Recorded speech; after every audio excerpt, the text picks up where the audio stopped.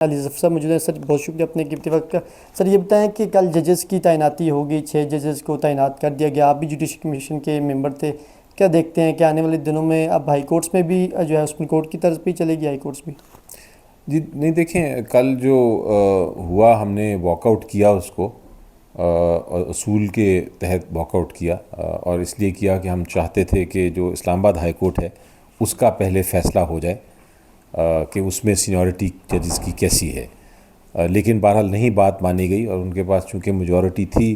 اور کورم پورا تھا تو انہوں نے اپنی اپوائنٹمنٹس کر دیں، اور اچھی اپوائنٹمنٹس ہوئیں۔ چیف جسٹسز ہیں، سینیورٹی کے پرنسپل پہ انہوں نے اپوائنٹمنٹس کی، بلوچستان کے چیف جسٹس، پشاور کے چیف جسٹس، سندھ کے چیف جسٹس سارے آئے۔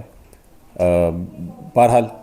اب آپ کا سوال ہے کہ باقی ججز جو ہیں ہائی کورٹس کے جو نئے لگے ہیں ان کا کیا ہے پوزیشن۔ اب سارے آنریبل ججز ہیں،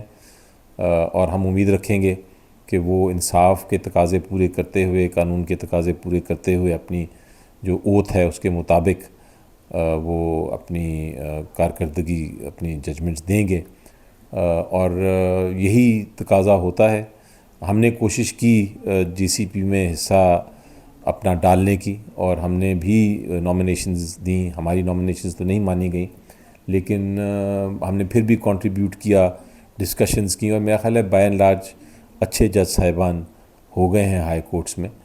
اور ابھی مزید بھی ہوں گے انشاءاللہ،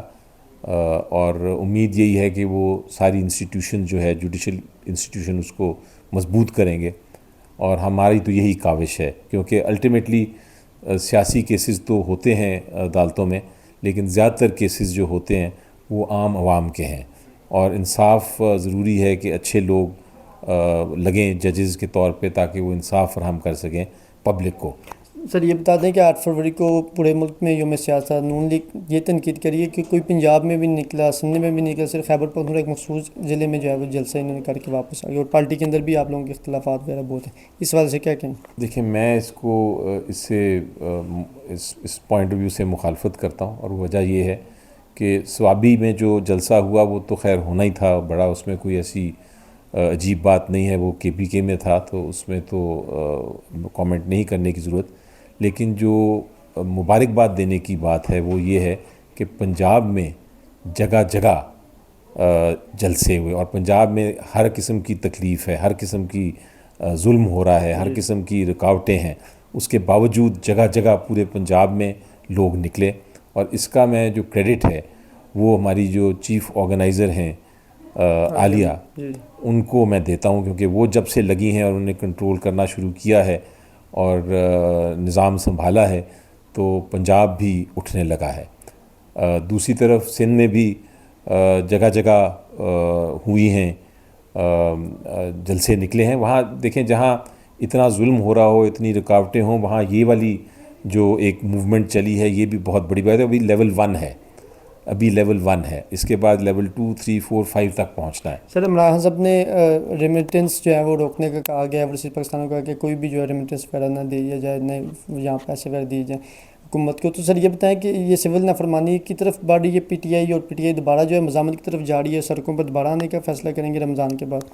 جی دیکھیں کچھ بھی ہو سکتا ہے، جیسا میں نے کہا کہ لیول 1 ہے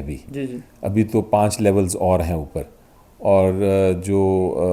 5 لیول جو 5th لیول ہے وہ تو کافی سیریس ہے، وہاں تک امید ہے کہ ہمیں پہنچنے کی ضرورت نہیں ہوگی، لیکن یس اسٹریٹجی یہی ہے کہ آہستہ آہستہ اس کا مومنٹم زیادہ کرتے جائیں۔ لاسٹ میں یہ بتا دیں عمران صاحب نے کل بھی کہا ہے کہ وہ دوبارہ آرمی چیف صاحب کو خط لکھیں گے، اور ان کے نوٹس میں وہ چیزیں لا رہے ہیں کہ ان کو اپنے ادارے میں چیزوں کو دیکھنا چاہیے۔ تو آپ کیسے دیکھتے ہیں بطور سینئر قانون دان کہ ان کی طرف سے جو لیٹرز وغیرہ لکھے جائیں، تو کیا وہ سینئر سیاستدانوں کو نہیں لکھ سکتے، نواز شریف صاحب کو، زرداری صاحب کو، جو کہ رانا ثناءاللہ صاحب بھی کہتے ہیں کہ یہ 3 بڑے مل کے بیٹھ جائیں؟ تو یہ دیکھیں جہاں تک وہ خط لکھ رہے ہیں، ایک ایکس پرائم منسٹر ہیں، اور وہ ان کا حق ہے کہ وہ جب دیکھتے ہیں کہ کوئی خرابیاں ہیں تو ان کے اوپر وہ اپنی تبصرہ کریں اور اپنی ایڈوائس بھی دیں۔ تو یہ جو اوپن لیٹرز ہیں یہ ایک ایڈوائس کے طور پہ وہ اس وقت ایشو کر رہے ہیں۔ جہاں تک دوسری سیاسی جماعتوں کا تعلق ہے یا ان کے لیڈران کا تعلق ہے، وہ ہم پارلیمنٹ میں ان کے ساتھ تو ہر وقت ہی بحث کر رہے ہوتے ہیں،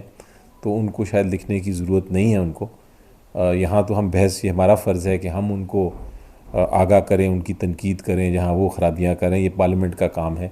اور وہ انہوں نے ہمارے اوپر چھوڑا ہوا۔ کل سینٹ کا اجلاس بھی ہونے جائے تو کیا پی ٹی آئی پھر او کر کے یہ احتجاج آگے جاری رکھے گی یا کوئی نیا طریقہ کار بھی اپنائے؟ جی میرا خیال ہے کہ ہمیں اگر بولنے دیا گیا